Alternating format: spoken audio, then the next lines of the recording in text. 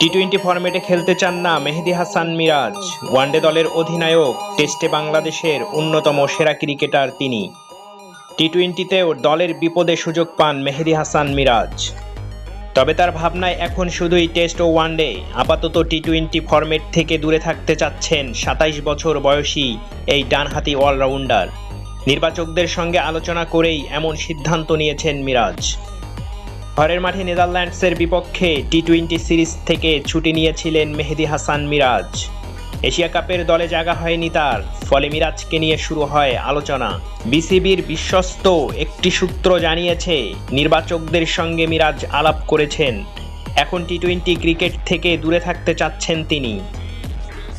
Team ম্যানেজমেন্টের সঙ্গে মিরাজকে আলোচনা করেছেন এমন প্রশ্নের উত্তর না দিলেও প্রধান নির্বাচক গাজী আশরাফ হোসেন লিপু বলেন, এটা আসলে আলাদা একটি ব্যাপার, বোর্ড হয়তো ভালো বলতে পারবে।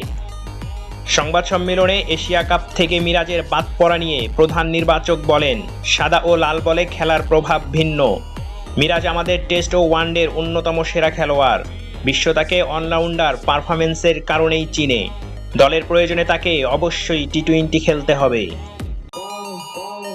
চ্যানেলটি সাবস্ক্রাইব করে সাপোর্ট করবেন।